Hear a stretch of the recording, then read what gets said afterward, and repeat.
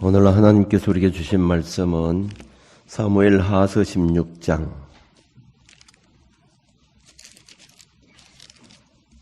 5절에서 14절 말씀까지 봉독하겠습니다. 사무엘 하서 16장 5절에서 14절 말씀까지입니다. 찾으신 줄 알고 봉독하겠습니다. 다윗 왕이 바울임의 이름에 거기서 사울의 친족한 사람이 나오니 게라의 아들이요 이름은 시므이라. 그가 나오면서 계속하여 저주하고 또 다윗과 다윗 왕의 모든 신하들을 향하여 돌을 던지니 그때 모든 백성과 용사들은 다 왕의 좌우에 있었더라. 시므이가 저주하는 가운데 이와 같이 말하니라. 피를 흘린 자여 사악한 자여 가거라. 사울의 족속의 모든 피를 여호와께서 내게로 돌리셨도다. 그를 이어서 내가 왕이 되었으나 여호와께서 나라를 내 아들 압살롬의 손에 넘기셨도다. 보라, 너는 피를 흘린 자이므로 화를 자초하였느니라 하는지라. 설의 아들 아비새가 왕께 여짜오되 이 죽은 개가 어찌 내 주 왕을 저주하리까? 청하건대 내가 건너가서 그의 머리를 베게 하소서 하니 왕이 이르되 서류아의 아들들아, 내가 너희와 무슨 상관이 있느냐? 그가 저주하는 것은 여호와께서 그에게 다윗을 저주하라 하심이니 내가 어찌 그리하였느냐 할 자가 누구겠느냐 하고, 또 다윗이 아비새와 모든 신하들에게 이르되 내 몸에서 난 아들도 내 생명을 해치려 하거든 하물며 이 베냐민 사람이랴. 여호와께서 그에게 명령하신 것이니 그가 저주하게 버려두라. 혹시 여호와께서 나의 원통함을 감찰하시니 오늘 그 저주 때문에 여호와께서 선으로 내게 갚아주시리라 하고, 다윗과 그의 추종자들이 길을 갈 때에 시므이는 산비탈로 따라가면서 저주하고 그를 향하여 돌을 던지며 먼지를 날리더라. 왕과 그와 함께 있는 백성들이 다 피곤하여 한 곳에 이르러 거기서 쉬니라. 아멘. 이 말씀을 통해서 내주실 줄로 믿습니다.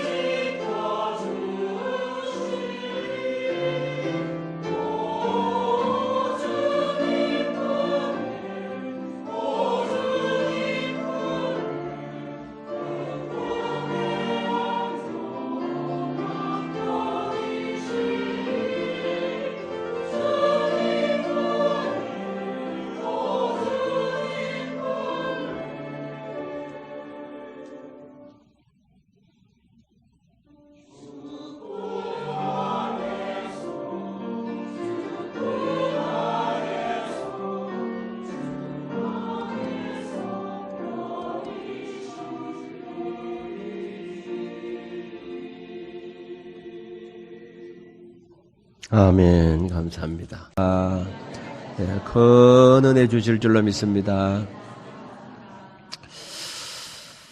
지난 주간 주일날 예배 때 저는 터키에서 우리 교회 예배를 다 보았습니다. 교회에 늦게 오는 사람이 있었고 또 중간에 빠져가는 사람도 있더라고요. 설교를 마치자마자 빠져나간 사람이 있고 찬양대도 많이 빠졌고 제가 이렇게 보면서 저도 그 멀리 터키에서 우리 교회 예배 장면을 다 보고 있는데 하나님께서 얼마나 세밀하게 보시겠나. 그래서 항상 우리는 하나님 보신다고 하는 그 마음으로 우리가 예배를 드려야 되겠다 하는 그런 마음이 들었어요. 자, 오늘은 멘탈이라고 하는 말, 이 멘탈이라고 하는 말은 사람의 정신적인 상태와 감정적인 안정성을 나타내는 그런 용어입니다. 어떤 상황에서도 이 강하고 안정된 정신 상태를 유지하는 것, 이것을 우리는 멘탈이라고 이렇게 말합니다. 다시 말하면 누가 무슨 소리를 해도 그것 때문에 상처를 받거나 또 의기소침하지 않고 자기 감정을 잘 조절하면서 자기 마음의 평정을 유지해 나가는 것, 이런 마음을 말합니다. 우리 교회에서 오랫동안 중성을 하다가 오래전에 나간 어떤 교인을 만났습니다. 그 교회에서 몇 년간 오랫동안 중성을 했는데 다시 교회에서 나왔다고 하는 얘기를 들었는데 왜 나왔느냐 하니까 교회 상처를 입고 나왔다 그렇게 했습니다. 그 이유를 물어보니까 참 상처를 받을 만한 참 그러한 이유가 충분히 있었습니다. 그러나 제가 결론을 내린 것은 그 상처를 준 사람들도 잘못되었지만은 멘탈이 너무 약하다.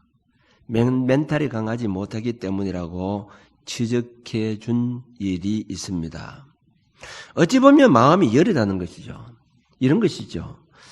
온실에서 자란 이 화초는 바람이 세게 불거나 또 비가 오면 잘 넘어집니다. 그러나 들판에 자란 이 화초는 심한 바람이 불어도 또 잘 꺾이지 않는다고 하는 것입니다. 그래서 제가 이런 제목을 이제 생각나게 된 것은 여행을 하면서 갑작스럽게 이런 말씀이 생각이 나는 겁니다. 왜냐하면 여행을 하다 보면 항상 염려되는 일들이 많이 일어납니다. 왜냐하면 함께 간 사람들, 동료들 때문입니다. 함께 간 사람이 얼마나 너그러운 사람인가, 까다로운 사람인가에 따라서 그 여행이 행복할 수도 있고 또 여행이 긴장의 연속이 될 수가 있는 것입니다. 다시 말하면 성격이 아주 까다로운 사람이 타면 조금만 잘못하면 신경질 부립니다. 그 소리 좀 중단해라고 막 이렇게 하기도 하고 조금만 말 잘못하면 뭐 어떻다고 불평하고 원망하고 이렇게 하는 경우들. 그래서 그 여행이 올 때까지 이 스트레스를 받아서 여행을 잡치는 그런 경우들이 많이 있기 때문입니다. 다행히 이번 성지순례는 우리 그룹에서 목사님들이 12명, 그리고 전주에서 목사님 부부가 10명, 그리고 울산에서 성경 공부하는 팀이 8명, 인천에 있는 어느 순복음교회에서 4명, 그리고 2가정, 부부가 이렇게 해서 가이드하고 포함해서 39명이 이렇게 가게 되었는데 사람들이 너무너무 좋은 사람들이었어요. 그래서 사람들 때문에 서태를 주는 일이 없어서 참 행복한 여행이 되었습니다. 그런데 여행을 할 때마다 항상 이 염려가 되는 것은 분위기를 사납게 하는 사람들이 있다고 하는 것이죠. 다른 사람을 괴롭히고 까다롭게 하고 그저 신경질을 부르고 그리고 불평을 하고 원망하고 그런 사람이 있으면 오히려 여행에서 스트레스만 받고 오는 경우들이 많이 있습니다. 그럴지라도 우리는 멘탈이 강해야 된다는 것이죠. 아무리 스트레스를 주고 분위기를 사납게 한다고 할지라도 그것에 휩쓸리지 않고 자기 마음의 평정을 유지해 나가는 그런 자세가 중요하다고 하는 겁니다. 직장 생활도 그렇고 우리 단체 생활도 그렇고 특별히 신앙 생활도 마찬가지입니다. 여러분 직장 생활하다 보면 직원들이 다 내 마음에 드는 것이 아니죠. 어떤 직원들은 늘 스트레스를 주고 까다롭게 하고 또 괴롭히는 그런 사람이 있습니다. 그런 사람이 상관일 수도 있고 동료일 수도 있고 또 아래 사람일 수도 있다고 하는 것이죠. 마음에 안 든다고 해서 직장에 적응하지 못하면 결국은 사퇴를 쓰고 나올 수밖에 없습니다. 그러면 다른 직장에 들어가면 다 좋은 사람들을 만나는가? 그렇지 않다는 것이죠. 어느 직장에 가도 또 그런 사람이 다 있기 마련입니다. 교회도 마찬가지입니다. 여러분, 교회라고 해서 다 천사 같은 사람들만 모이는 곳이 아닙니다. 때로는 교회라고 하는 단체가 사회단체보다도 더 못한 경우들이 많이 있습니다. 그렇다고 내 마음에 드는 교회를 찾아간다고 할 때에 과연 내 마음에 딱 맞는, 아니 나에게 한 번도 상처를 주지 않고 신앙생활을 할 수 있도록 해줄 만한 교회가 과연 얼마나 있겠느냐 하는 것이죠. 그러므로 우리는 누구 때문에 교회에 못 다니겠다고 하는, 그리고 또 마음에 맞는 교회를 찾아다닐 것이 아니라 내 자신의 멘탈을 강하게 훈련하는 자세를 가져야 된다고 하는 겁니다. 이것은 바로 우리 몸의 면역 같은 것입니다. 여러분, 우리 사람이 병드는 이유는 대부분 이 면역이 약해서 병이 들게 된다는 거죠. 면역 결핍증이라는 말을 여러분 들어보셨죠? 면역이 없으니까 조그만 세균도 이겨낼 수가 없는 겁니다. 여러분, 사람은 건강한 것 같아도 다 이 손바닥에도 세균이 많이 붙어 있습니다. 그렇기 때문에 대부분 사람들은 마음으로 악수를 하고 붙잡아도 그 병균을 이겨낼 이 면역이 있지만 면역 결핍증이 있는 사람은 만지질 못하죠. 그렇기 때문에 병원에 가면 그 사람 무균실에 들어갑니다. 세균이 하나도 없어야 되지. 일반적인 사람을 만나게 되면 균이 올라오기 때문에 그 사람은 무균실에 넣게 되는데, 면역이 약하면 조그만 세균도 이길 수가 없다고 하는 것입니다. 우리 신앙생활도 마찬가지입니다. 우리가 원만한 신앙생활을 나가기 위해서는 좋은 교회를 찾기 전에 내 자신의 멘탈이 강해야 된다는 겁니다. 그러면 어떤 문제나 시험이 와도 흔들리지 않고 해나갈 수가 있습니다. 다윗은 하나님 마음에 합한 사람이라고 이렇게 했는데, 다윗은 누구보다도 멘탈이 강한 그런 사람이었다고 하는 겁니다. 오늘 본문 말씀을 보게 되면 다윗이 왕으로 있을 때, 우리가 잘 아는 내용입니다. 아들 압살롬이 반란을 일으켜서 도망을 치는 그런 상황에 일어났던 일들입니다. 그렇게 사랑했던 아들이 아버지 다윗을 죽이고 자기가 왕이 되려고 이렇게 했기 때문에 결국 다윗은 왕궁에 있을 수가 없어서 급하게 도망치는 신세가 되었습니다. 여러분, 한번 이렇게 생각해 보시기 바랍니다. 만일 어떤 분이 큰 사업을 하는 사람이 사업이 너무너무 잘 됩니다. 그러니까 이 아들이 그 돈을 잘 버니까 건강한 아버지를 병들었다고 요양원 같은 곳에 감금시켜버리고 자기가 그 사장 노릇을 한다. 사업을 빼앗아버리고 사장 노릇을 한다고 생각해 보세요. 아무리 아들이지만은 그 배신감은 아마 이루 말할 수가 없을 것입니다. 다윗은 왕자리를 빼앗긴 그 억울함보다도 아들에 대한 배신감으로 인한 상처는 더 컸을 것이라고 하는 겁니다. 그렇게 억울하게 아들에게 배신당하고 도망치는 그런 상황에 이제는 일개 신하 한 사람이 나와서 다윗에게 온갖 욕설을 퍼부어대는 장면이 바로 오늘 이 본문의 말씀입니다. 다윗에게는 엄청난 상처가 아닐 수가 없습니다. 아들에게 배신당하고 신하에게 모욕을 당할 때 그 마음이 어떻겠습니까? 아마 죽고 싶은 그런 마음이 있었을 것입니다. 어찌 보면 마음이 약한 사람은, 멘탈이 약한 사람이라고 했으면 어떤 행동을 취했을는지도 모릅니다. 그러니까 옆에 있던 이 아비새 장군이 얼마나 화가 났겠습니까? 사무엘하서 16장 9절에 보면 스루야의 아들 아비새가 왕께 여짜오되 이 죽은 개가 어찌 내 주왕을 저주하리까? 청하건대 내가 건너가서 그의 머리를 베게 하소서. 하니 머리를 베게 하소서. 너무너무 가만 자기 문제가 아니고 다윗 왕의 문제지만은 자기가 화가 나서 견딜 수가 없는 겁니다. 그래서 죽여버리자고 이렇게 합니다.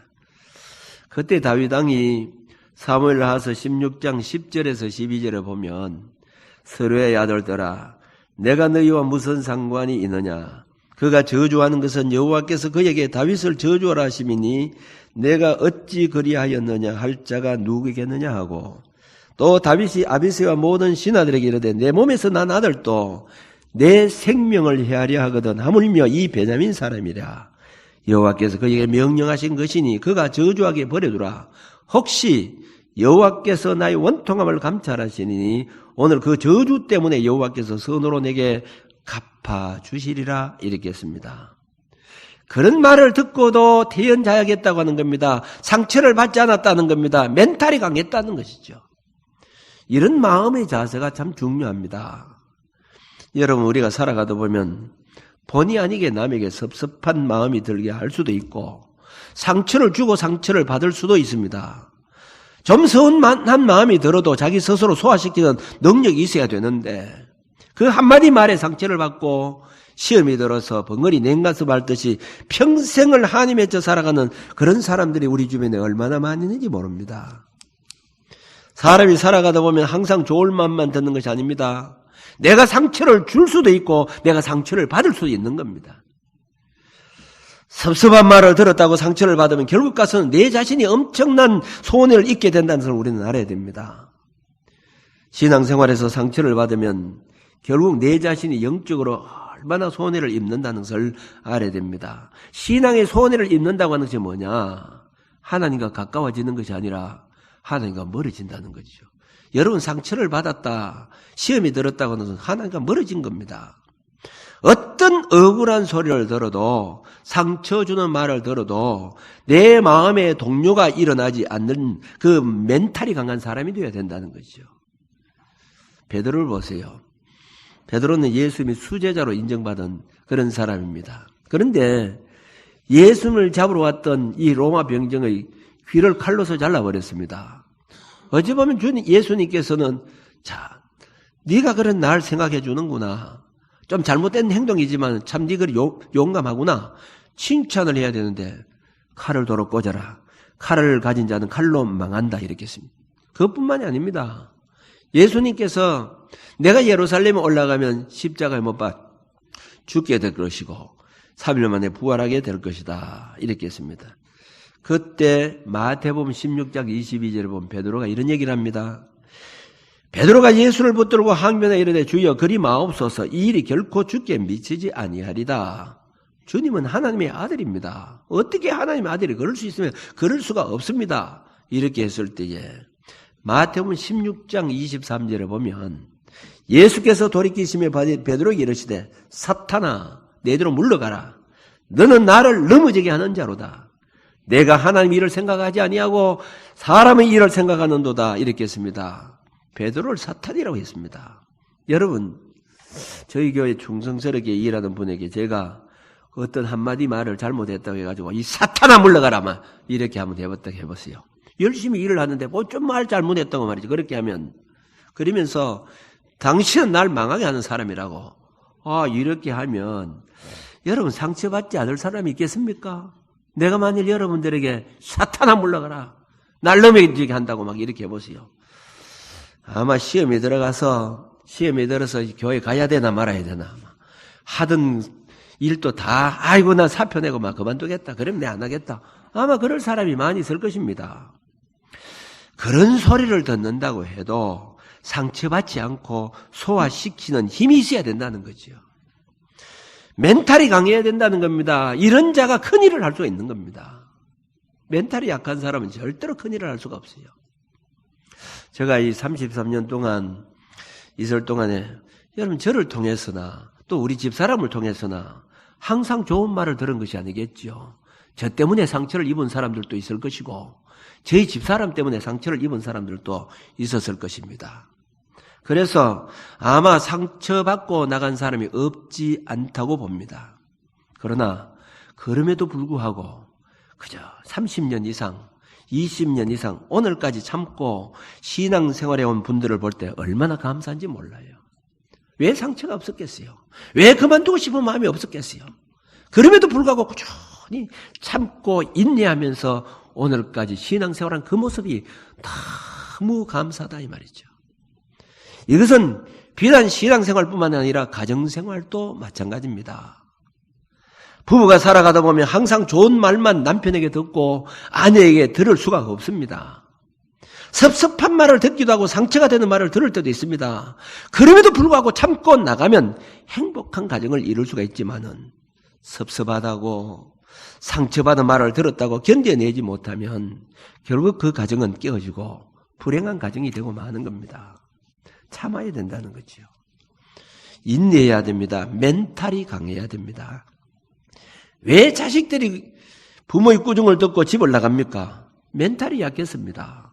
참지 못하기 때문입니다. 예수님께서 제자들에게 어린 나이와 같아야 천국 갈 수 있다 이렇게 했죠. 여러분 어린아이 보세요. 엄마 아빠가 매를 대고 때로는 섭섭한 소리를 하고 이놈아 집 나가라고 막 이렇게 해도 나가지 않습니다. 그러면서도 울면서도 엄마 아빠 곁에 머물고 있는 거예요. 그런데 애들도 좀 철이 들어보세요. 중학교 고등학교쯤 되면 그만 섭섭한 소리를 했다고 집을 나가버리는 자식들, 그 자식이 정상적인 자식이라고 할 수 있겠습니까? 그렇다고 이 멘탈이 강하라고 해서 함부로 말을 해라는 말은 아닙니다. 우리는 이 피해자의 입장에서 멘탈이 강하라고 하는 것이지 가해자는 되지 말아야 된다는 거죠. 상처를 주는 자가 되지 말아야 된다 이 말입니다. 함부로 말을 해서 상처를 주는 자가 되어서는 안 됩니다. 내가 이 말을 해서 혹시 섭섭하게 생각하는 사람은 없을까? 혹시 상처를 받은 사람이 없을까? 말 한마디로도 조심스럽게 해야 하지만은 말을 듣는 자의 입장에서는 멘탈이 강해야 된다는 말입니다. 그래서 제가 여행을 하면서 그런 생각을 하게 된 겁니다. 혹시 좀 섭섭한 소리를 해도 그걸 창수용해야 되고, 그리고 말을 하는 사람 입장에서는 내가 혹시 이 말을 하면 어떤 사람이 상처를 받지 않을까, 어떤 사람이 기분이 나쁘지 않을까, 이걸 항상 주의해야 된다 이 말입니다. 우리가 살아가면서 문제가 일어나는 이유는 함부로 말을 내뱉고 그 말을 듣고 섭섭한 말을 소화시키지 못함으로 인해서 모든 문제들이 발생하게 되는 겁니다. 교회에서 처음 나온 사람들이 적응하지 못하고 상처받고 나가는 분들이 얼마나 많은지 모릅니다. 우리 교회만 볼 때도 아마 제가 있는 동안에 1000명 이상은 이 교회에 나갔습니다.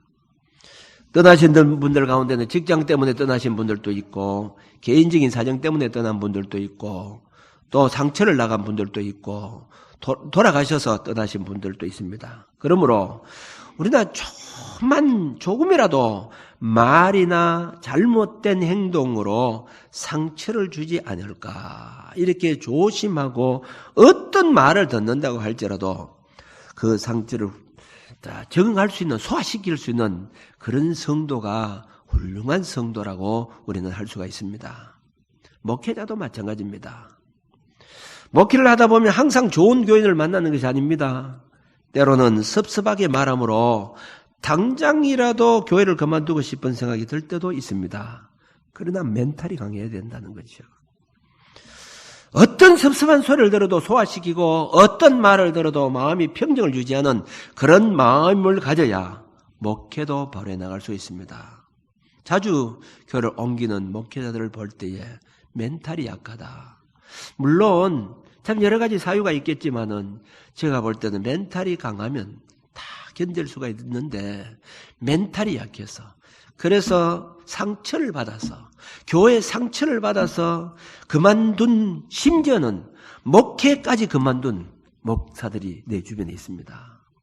그래서 목회를 그만두고 지금 차 운전을 하는 그런 분들이 있습니다. 상처가 너무 크기 때문에. 바람직한 자세는 아니죠. 어떤 어려움이 있어도 참고 견디고 나가야 되는 것이죠. 오늘 다윗을 보세요. 자식이 아버지를 쫓아내고 왕이 되려고 했습니다. 신하가 쫓겨가는 그 왕에게 저주하면서 욕설을 부부댔습니다. 그러나 그것 때문에 억울해하지 않았다는 겁니다. 왜 상처가 되지 않았겠어요? 그러나 내가 참고 있으면 하나님께서 보상해 줄 것이라고 하는 그런 믿음이 그에게 있었기 때문이라는 겁니다. 상처를 받고 억울한 소리를 들었다고 분해할 것이 아니라 참고 견디면 하나님께서 반드시 보상해 줄 날이 올 것이라는 이 믿음이 있었다는 겁니다. 압살롬이 반역할 때에 반역의 주축이 된 아히도벨이라고 하는 사람이 있습니다. 그러니까 이 다윗의 아들 압살롬이 반역을 할 때에 다윗 편에 선 신하 가운데 한 사람은 후세라고 하는 사람이 있고 압살롬의 밑에 있는 신하 가운데는 아히도벨이라고 하는 사람이 있습니다. 그래서 다윗이 지금 도망을 쳤습니다. 그때에 이 아히도벨이 압살롬에게 이런 건의를 합니다.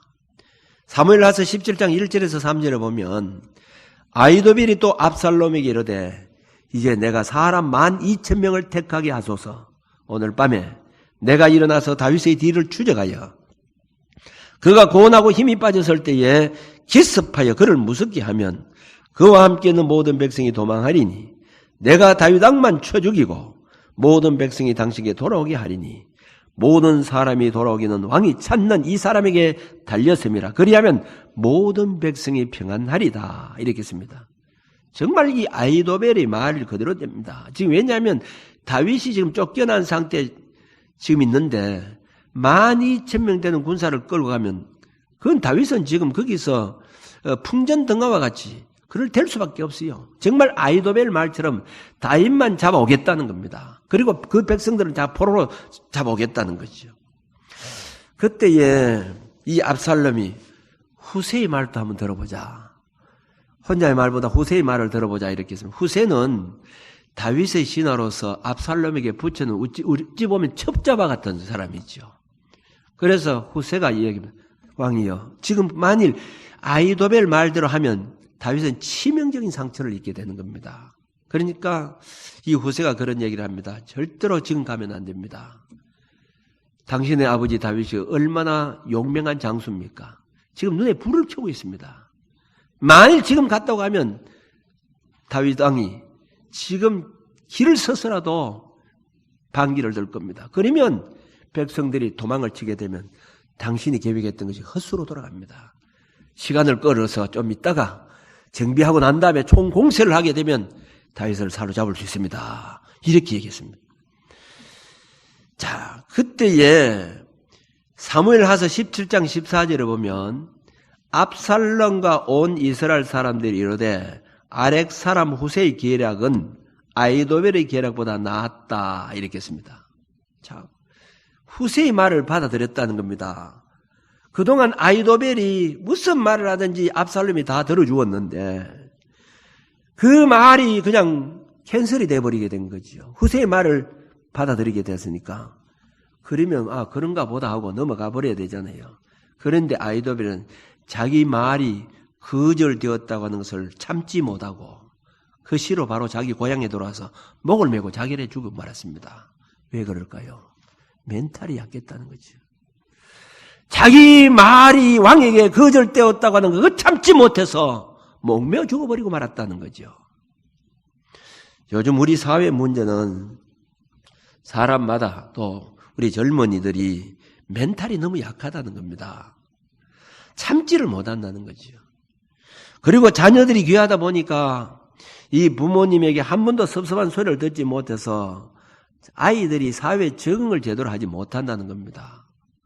학교에 가서 선생들이 어떤 꾸중을 하게 되면 그 선생들이 꾸중을 듣지 못하고 반항하고 때로는 심지어는 선생을 폭행하는 그런 학생들이 있고 또 군대에 가는 청년들이 고된 훈련을 적응하지 못하고 자살해버리고 때로는 총기 사고를 내는 그 억울한 소리를 듣고는 참을 줄 모르고 인내할 줄 모르고 힘든 일을 견디지 못한다는 겁니다. 멘탈이 너무 약하다는 거지요.